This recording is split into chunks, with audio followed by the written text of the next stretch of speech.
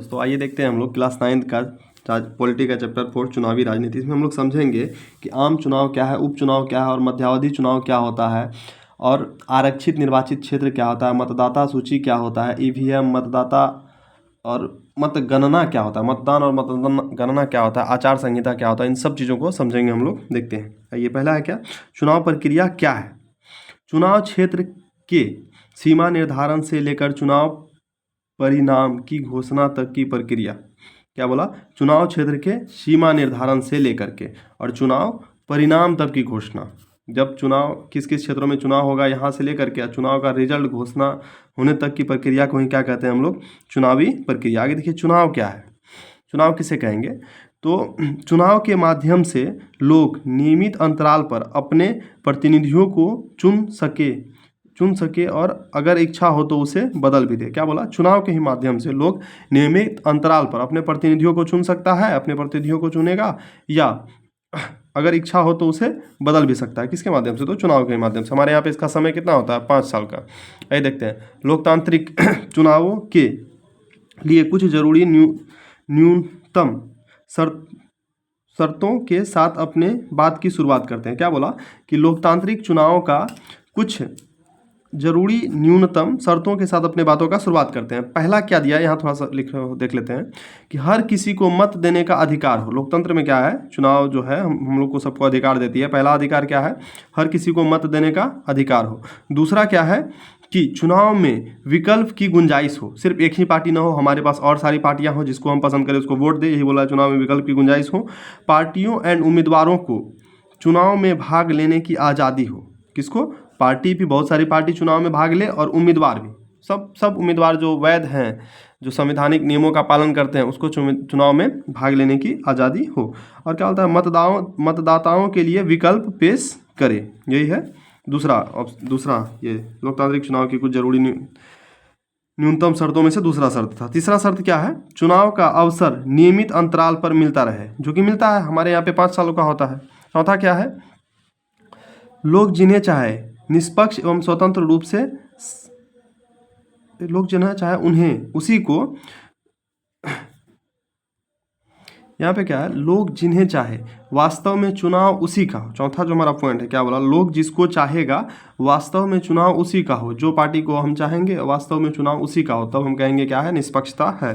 पांचवा क्या है, चुनाव निष्पक्ष एवं स्वतंत्र रूप से संपन्न हो, ताकि लोग अपनी इच्छा से उम्मीदवार का चुनाव कर सके। आगे देखते हैं क्या है, चुनावों में राजनीतिक प्रतिस्पर्धा का औचित्य। चुनाव में राजनीतिक प्रतिस्पर्धा क्यों होना चाहिए, इसका क्या औचित्य है।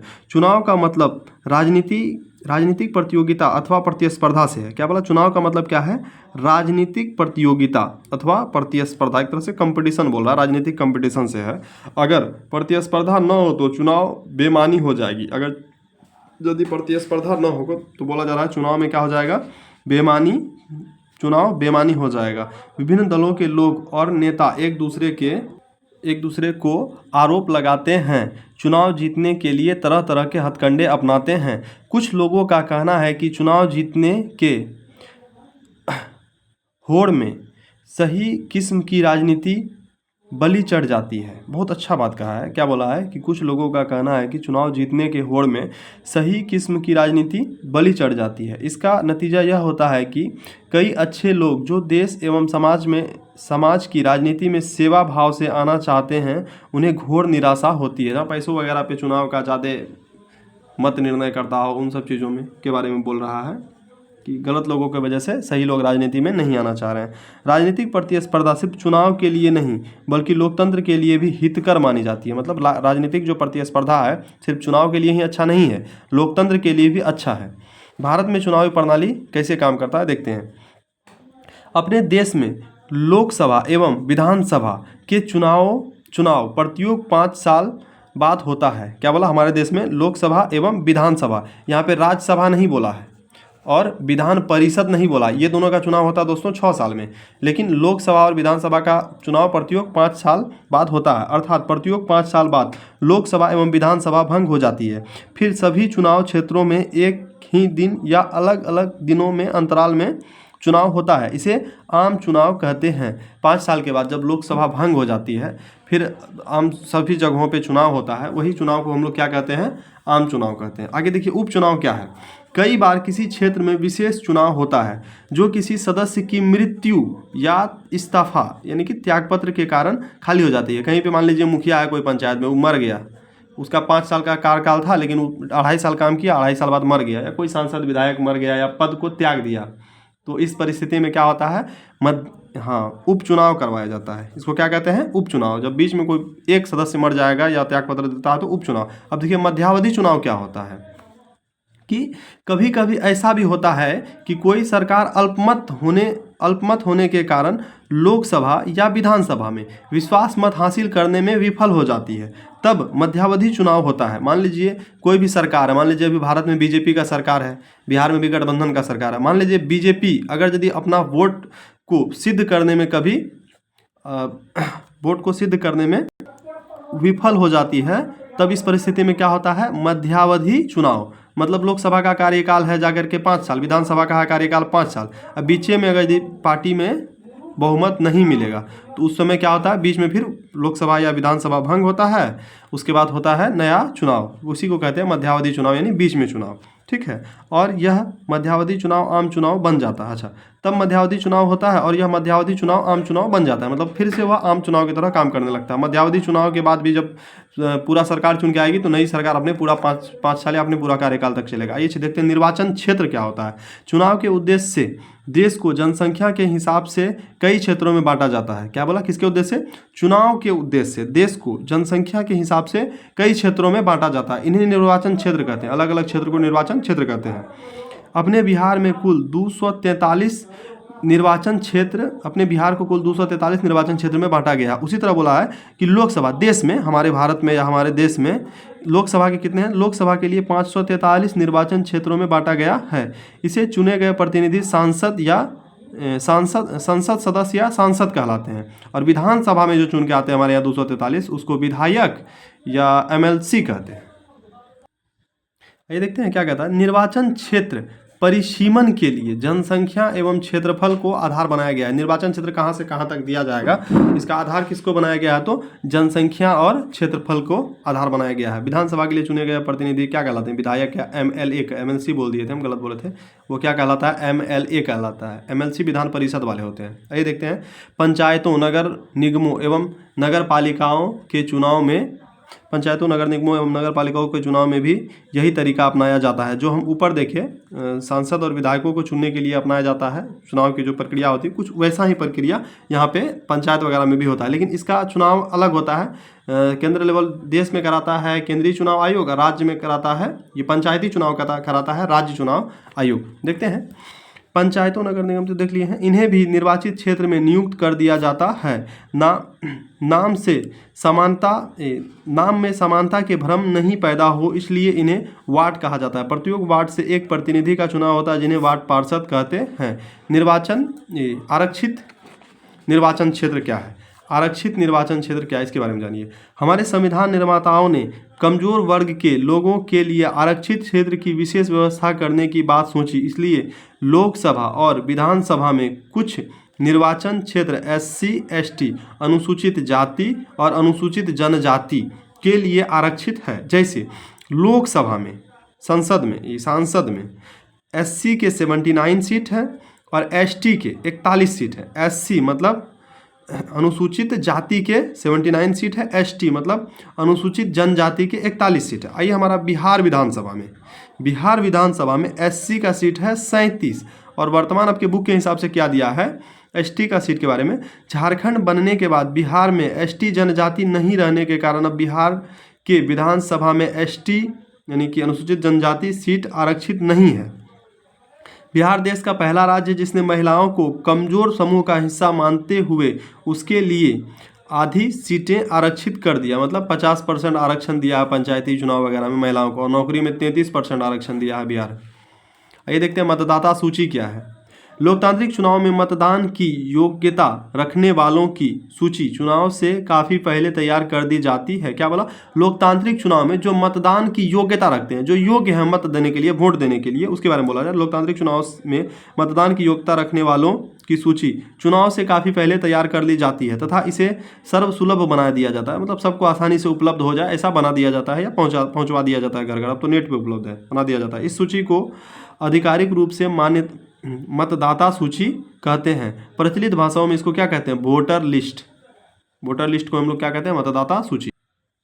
आइए देखते हैं ऐसे हमसे कोई भी हमारा मताधिकार छीन नहीं सकता है। मताधिकार हमसे कोई भी छीन नहीं सकता, लेकिन कुछ टर्म एंड कंडीशन है। बोल रहा है क्या कि ठोस प्रमाण के आधार पर अपराधियों एवं दिमागी असंतुलन वाले कुछ लोगों को मताधिकार से वंचित किया जा सकता है। किसके आधार पर? ठोस प्रमाण। अगर यदि गवर्नमेंट के पास ठोस प्रमाण मिला उसके आधार पर, किसको? एक तो अपराधियों को, और उसके बाद दूसरा क्या बोला? दिमागी असंतुलन वाले व्यक्ति को, कुछ लोगों को मताधिकार से वंचित किया जा सकता है।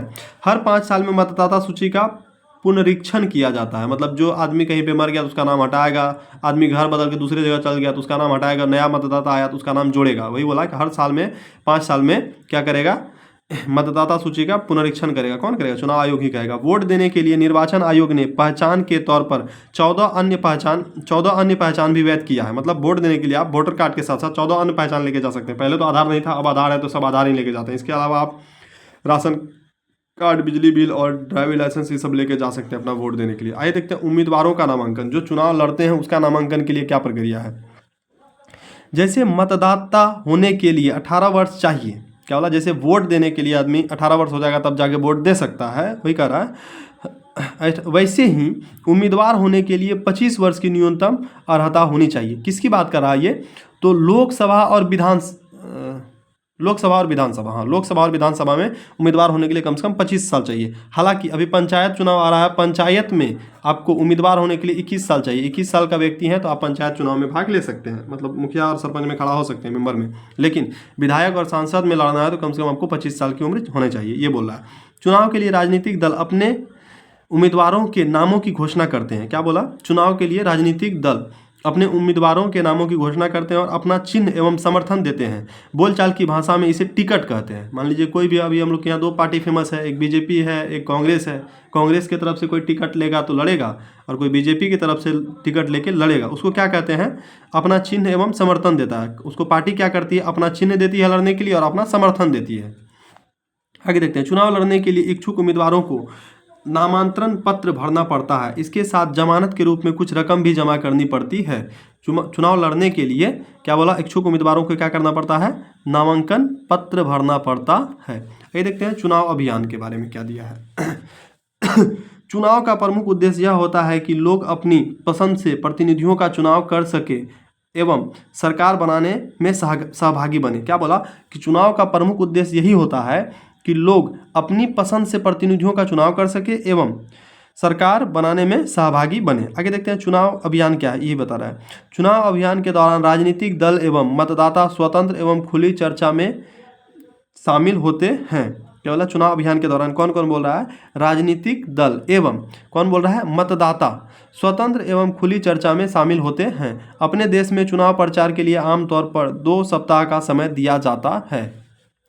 उसके देखते हैं। इस अंतराल में उम्मीदवार लोगों से, ये जो 2 सप्ताह का टाइम दिया जाता है इसके बीच बोल रहा है, इस अंतराल में उम्मीदवार लोगों से व्यक्तिगत संपर्क करते हैं, छोटी बड़ी सभा आयोजित करते हैं, अखबार एंड टीवी से भी विभिन्न राजनीतिक दल चुनाव प्रचार करते हैं।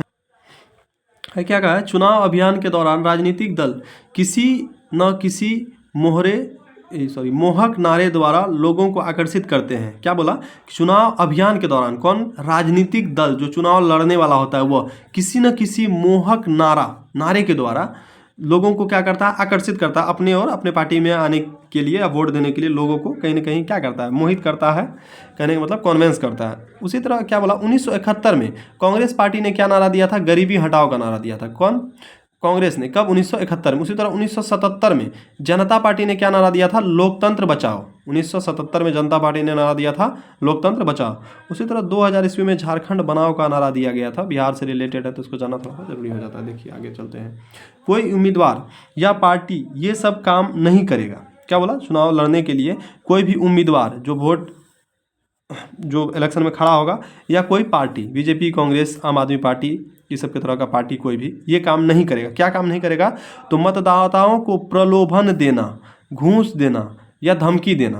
प्रलोभन मतलब कोई लालच देना, हमको वोट दीजिए हम तो आपको लिए ये करेंगे। घूस देना, पैसा देना, या कोई धमकी देना, नहीं देगा तो मार देंगे, ये कर देंगे। ऐसा कोई भी उम्मीदवार या पार्टी किसी मतदाता के साथ नहीं कर सकती है। उसके अलावा चुनाव अभियान में सरकारी साधनों का इस्तेमाल करना, कोई भी चुनाव अभियान में सरकारी साधनों का इस्तेमाल नहीं करेंगे। उसके बाद देखिए लोकसभा एक निर्वाचित क्षेत्र में, अच्छा जो लोकसभा के लिए चुनाव लड़ेंगे एक निर्वाचित क्षेत्र में 25 लाख, और जो विधानसभा के लिए चुनाव लड़ेंगे एक निर्वाचित क्षेत्र में 10 लाख रुपया से ज़्यादा खर्चा नहीं करेगा। इसके लिए चुनाव आयोग दिमाग भी लगाते रहता है, अपना एक तरह से नज़र बनाए रखता है पार्टी पे, कौन कितना खर्चा कर रहा है। ज़्यादा नहीं खर्चा करेगा। लोकसभा के लिए 25 लाख से ज़्यादा नहीं खर्चा करेगा, और राज्यसभा के लिए राज्यसभा नहीं, विधानसभा के लिए 10 लाख से ज़्यादा खर्चा नहीं करेगा कोई भी व्यक्ति एक सीट पर।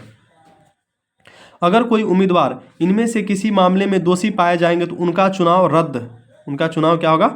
रद्द घोषित हो सकता है। इन कानूनों के अतिरिक्त राजनीतिक दलों को चुनाव प्रचार में आदर्श आचार संहिता को भी स्वीकार करना होता है, जिसमें उल्लिखित चुनाव है। आदर्श आचार संहिता के बारे में हम लोग अभी जानते हैं क्या है। चुनाव प्रचार के लिए किसी धर्म या धर्मस्थल का उपयोग, ये नहीं, आदर्श आचार संहिता हम नीचे देखेंगे। आदर्श आचार संहिता जब चुनाव का नियम लागू हो जाता है तो ज़्यादा इधर उधर नहीं कर सकते, दिया हुआ है आगे देखते हैं। चुनाव प्रचार के लिए किसी धर्म या धर्मस्थल का उपयोग नहीं करना। चुनाव प्रचार के लिए हम लोग क्या करेंगे? किसी धर्म या धर्मस्थल का उपयोग नहीं करेंगे। दूसरा है सरकारी वाहन, विमान या सरकारी कर्मियों का चुनाव में उपभोग नहीं करेंगे। किसी के पास सरकारी गाड़ी है, चुनाव में नहीं लेके जाएगा। सरकारी विमान मतलब हेलीकॉप्टर वगैरह चुनाव में नहीं लेके जाएगा। या सरकारी कर्मचारी का चुनाव में उपभोग, अपने लिए उपभोग नहीं करना है। कोई भी अधिकारी रहेंगे या कोई भी विधायक, सांसद कोई रहे, चुनाव में सरकारी संपत्ति का उपयोग नहीं करेगा। चुनाव की अधिसूचना के बाद सरकार के द्वारा किसी बड़ी योजना का शिलान्यास अथवा कोई नीतिगत फैसला अथवा लोगों को सुविधाएं देने वाले वायदे नहीं किए जा सकते हैं। इस बार जो नीतीश चाचा हमारे 10-10 हज़ार रुपया दिए सबको, ये संविधान, ये चुनाव आचार संहिता लगने के बाद दिया था, लेकिन सत्ता पक्ष में अभी कोई विपक्ष उसको कुछ नहीं बोल पाया, नहीं कर पाया उसके लिए कुछ। ये सब जो कि अपराध की श्रेणी में आता है। आगे देखते हैं मतदान और मतगणना क्या है। मतदान, इसको नाम दिया गया मतदान, लेकिन इसको दान नहीं करना दोस्तों। मत किसी को भी दीजिए, बहुत सोच समझ के दीजिए, अपना वोट का मूल्य समझिए, दान करके नहीं आना है। चुनाव अभियान के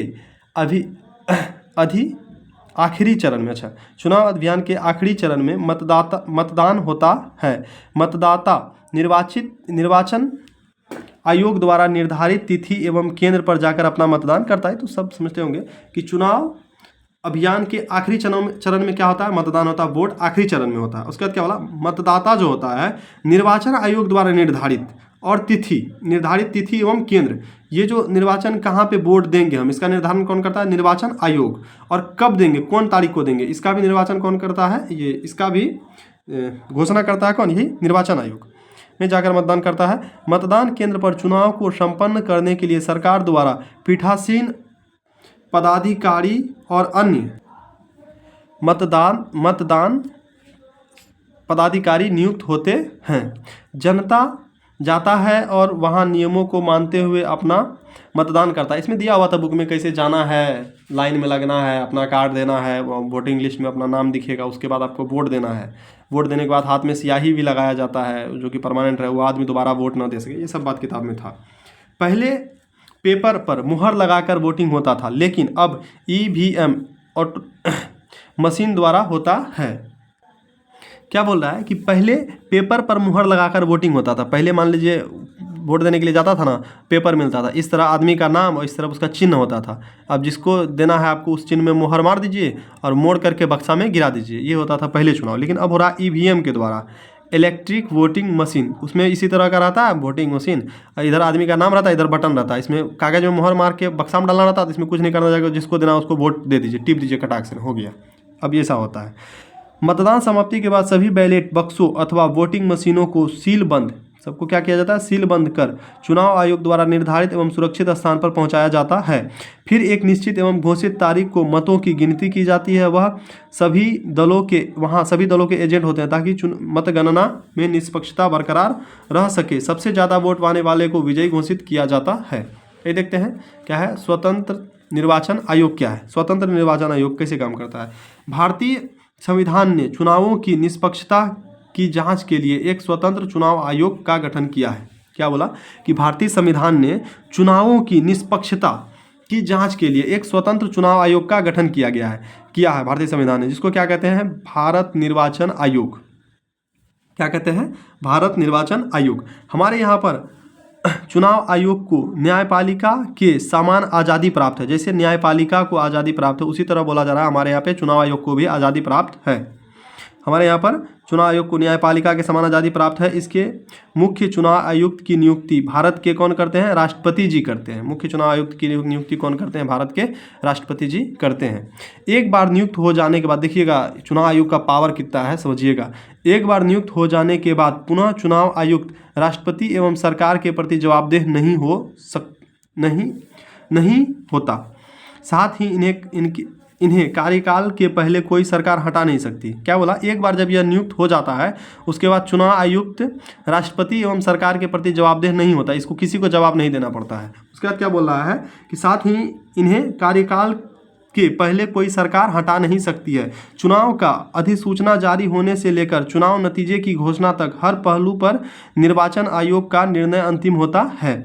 चुनाव में तैनात सभी अधिकारी सरकार के नियंत्रण में नहीं होते। चुनाव में जो तैनात होते हैं सभी अधिकारी सरकार के नियंत्रण में नहीं होते हैं, बल्कि निर्वाचन आयोग के अधीन कार्य करते हैं। बस लास्ट 2-3 लाइन है, देख लीजिए। अगर चुनाव अधिकारी पूरे मतदान केंद्र या पूरे चुनाव क्षेत्र में मतदान ठीक से नहीं होने का ठोस प्रमाण दे देते हैं तो वहाँ पुनर्मतदान होता है, जिसे आम बोलचाल की भाषा में रीपोलिंग कहते हैं। क्या बोला, अगर यदि जो चुनाव एजेंट होते हैं, ये चुनाव एजेंट नहीं बोलेंगे, चुनाव अधिकारी होते हैं, पूरे मतदान केंद्र पर या चुनाव क्षेत्र में मतदान ठीक से नहीं होने का ठोस प्रमाण दे देते हैं तो वहाँ पुनर्मतदान होता है। उस जगह पे क्या होगा, फिर से दोबारा मतदान होता है। इसको क्या कहते हैं, दोबारा मतदान को रीपोलिंग कहते हैं। चुनावी नतीजे को स्वीकार करने की बाध्यता, देखिएगा बड़ा अच्छी बात है यहाँ पे और थोड़ा झटका भी लगेगा इसको सुन करके। चुनाव का स्वतंत्र और निष्पक्ष होने का आखिरी पैमाना है उसके नतीजे। अगर यदि चुनाव का रिजल्ट दे दिया तो मतलब चुनाव निष्पक्ष हुआ है, उसमें कहीं कोई दिक्कत नहीं। अब देखिए अंतिम लाइन, चुनाव के नतीजे को स्वीकार करना हर किसी की संवैधानिक बाध्यता है। यदि चुनाव का नतीजा दे दिया तो हमें और आपको उसको स्वीकार करना पड़ेगा। इसको बाद में नहीं बदला जा सकता है। चोरी हुआ, फर्जी हुआ, कुछ भी नहीं किया जा सकता। चलिए दोस्तों, बहुत क्लास लंबा चला आज का, इसके लिए थैंक यू। आगे देखेंगे हम लोग चैप्टर 5।